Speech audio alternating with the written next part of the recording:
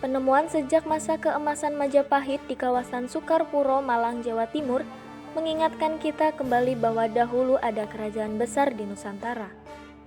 Saat mendengar kata Majapahit, ingatan kita mungkin akan kembali ke guru sejarah yang menerangkan bahwa Majapahit adalah kerajaan besar yang berpusat di Jawa Timur.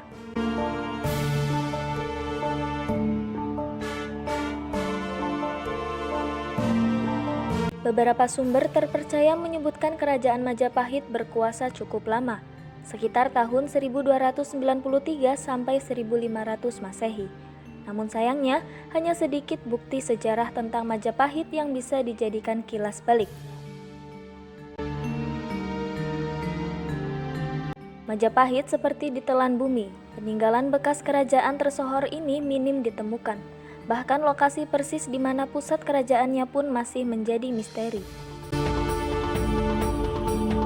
Mengingat kembali tentang Majapahit, berikut 5 fakta tentang kerajaan Hindu-Buddha terakhir yang menguasai Nusantara dan dianggap sebagai yang terbesar dalam sejarah Indonesia.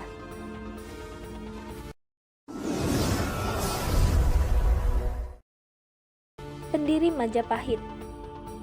Majapahit tidak akan ada jika Raden Wijaya tidak membangunnya. Dia adalah pendiri sekaligus raja pertama Majapahit yang lihai dalam berstrategi. Namun siapakah Raden Wijaya dan dari mana dia berasal? Raden Wijaya adalah sebutan yang lazim digunakan untuk menyebut pendiri kerajaan Majapahit oleh para sejarawan. Namun saat dia hidup sekitar abad ke-13, kita belum mengenal istilah Raden. Nama Wijaya sendiri ada di kitab Pararaton yang ditulis sekitar abad ke-15. Dalam kitab Nagara Kertagama tertulis pendiri kerajaan Majapahit adalah Dyah Wijaya. Dyah adalah gelar kebangsawanan yang merupakan cikal bakal gelar Raden.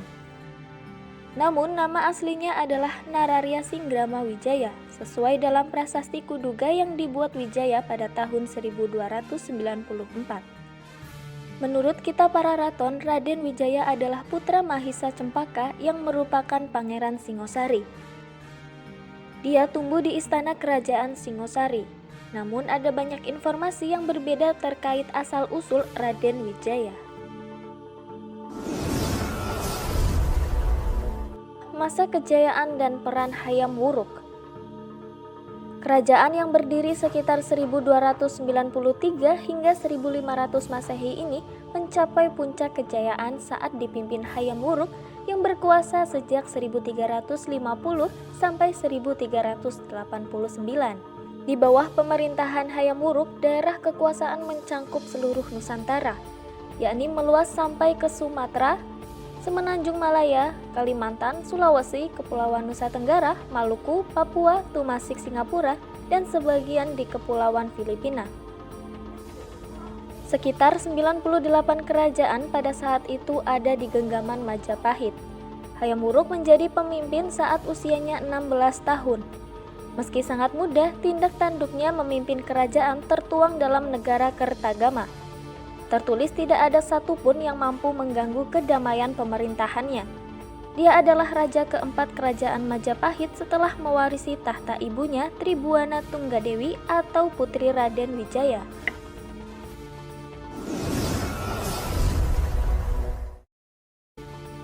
Panglima tertinggi Gajah Mada. Keberhasilan Hayam Wuruk tak lepas dari pengaruh Gajah Mada. Menurut Nagara Kertagama, dia adalah panglima tertinggi Mahapati sekaligus tangan kanan Hayam Wuruk. Diperkirakan Gajah Mada lahir pada awal abad ke-14 dari kalangan rakyat biasa. Untuk menjadi bagian pasukan kerajaan, dia harus menempa diri melebihi orang lain dan menjadi Mahapati tidak didapat dengan cuma-cuma. Gajah Mada diyakini sebagai lembu luksa atau titisan Dewa Wisnu. Dengan keyakinan masyarakat tersebut, Gajah Mada mendapat legitimasi yang sangat kuat dari seluruh rakyat Majapahit, hingga mendapatkan dukungan kepatuhan yang kuat dari rakyat dan kepercayaan yang besar dari raja. Awal karirnya dimulai sebagai anggota prajurit Bayangkara. Karena kemampuannya, ia pun dianggap menjadi kepala prajurit Bayangkara dengan tugas memimpin pasukan pengaman dan pengawal raja. Pada tahun 1321, dia dipromosikan menjadi Pati di Daha. wilayah yang lebih luas dibanding sebelumnya menggantikan area Tilam. Di sana Gajah Mada mendapatkan pendidikan, pelatihan, dan bimbingan dari Mahapati saat itu, yaitu Aryatadha. Melihat kemampuan Gajah Mada yang luar biasa, tampaknya membuat Aryatadha sengaja mengkader Gajah Mada untuk menggantikan posisinya kelak. Sumpah Palapa. Sumpah Palapa sebenarnya adalah janji politik yang diucapkan Gajah Mada ketika dilantik sebagai Mahapati. Ini adalah janji yang sangat melegenda hingga saat ini mungkin akan selalu dikenang. Berikut Sumpah Palapa seperti dimuat dalam kitab Pararaton.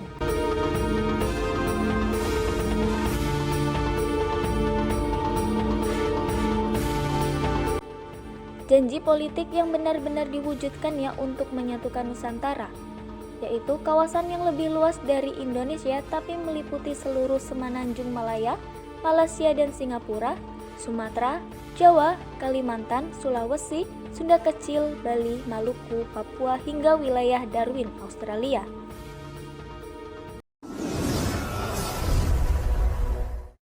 Runtuhnya Majapahit.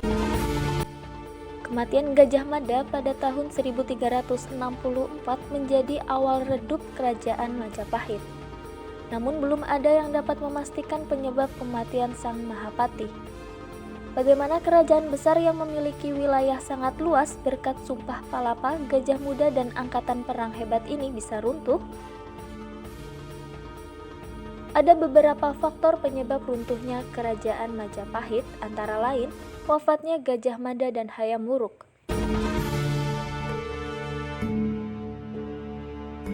Setelah Gajah Mada meninggal dunia pada tahun 1364, disusul dengan wafatnya Hayam Wuruk pada tahun 1389, Majapahit tidak memiliki pemimpin yang mampu mengulangi masa kejayaan kerajaan ini. Masa-masa selanjutnya menjadi periode yang suram dan panjang bagi Majapahit. Sering terjadi pertikaian bahkan di dalam lingkungan istana. Wilayah-wilayah taklukan pun mulai melepaskan diri dan semakin memperlemah pengaruh Majapahit. Perang Saudara. Perang Saudara ini melibatkan Wikramawardhana melawan Brewirabumi.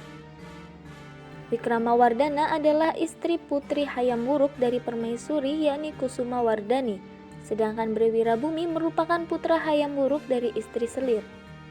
Perang saudara tersebut dimenangkan oleh Wikramawardhana 1390 sampai 1428 yang menjadikan dirinya tetap berkuasa sebagai Raja Majapahit setelah Hayam Wuruk. Namun demikian, Wikramawardhana maupun para penerusnya tidak mampu membangkitkan kerajaan Majapahit.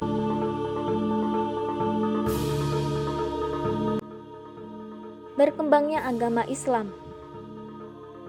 Ahmad Mansur dalam Api Sejarah menyebutkan, pada periode 1405 sampai 1433, armada Muslim dari Cina yang dipimpin oleh Laksamana Cheng Ho beberapa kali datang ke Jawa. Terbentuklah komunitas Muslim Cina dan Arab di beberapa daerah seperti Semarang, Demak, Tuban, serta Ampel. Dari situlah Islam berkembang terutama di wilayah pesisir pantai utara Jawa. Mulai terjadi proses Islamisasi di banyak tempat terutama di Jawa termasuk di wilayah kekuasaan Majapahit. Dikutip dari Sejarah Peradaban Islam di Indonesia 2006 yang disusun Munzir Yusuf. Bandar-bandar dagangan baru pun dibuka untuk menyaingi bandar milik Majapahit yang pengaruhnya semakin merosot. Salah satu bandar baru yang kemudian berpengaruh adalah di Demak. Disinilah nantinya berdiri Kesultanan Demak yang merupakan kerajaan bercorak Islam pertama di Jawa dan menjadi ancaman baru bagi Majapahit. Serangan Kesultanan Demak. Kesultanan Demak berdiri pada tahun 1478. Pendirinya adalah Raden Patah, yang tidak lain adalah putra dari Raja Majapahit kala itu, yakni Kertabumi atau Brawijaya V, dari istri seorang wanita berdarah Cina bernama Sui Bansi. Perkembangan Demak sebagai kerajaan Islam di Jawa sangat pesat, berbanding terbalik dengan Majapahit yang semakin melemah. Lihat situasi itu, Demak pun berencana menghancurkan Majapahit. Serangan pertama Kesultanan Demak terhadap Majapahit terjadi pada tahun 1517 yang membuat perekonomian kerajaan Hindu-Buddha itu lumpuh. Serangan tersebut dipimpin oleh Pati Unus, Sultan Demak kedua yang merupakan menantu Raden Patah. Pada tahun 1527, Kesultanan Demak di bawah kepemimpinan Sultan Trenggana kembali menyerang Majapahit. Sultan Trenggana adalah pemimpin Kesultanan Demak ketiga yang juga adik Pati Unus. Serangan kedua Demak benar-benar menghancurkan Majapahit, bahkan mengakhiri riwayat kerajaan yang pernah sangat perkasa di Nusantara ini.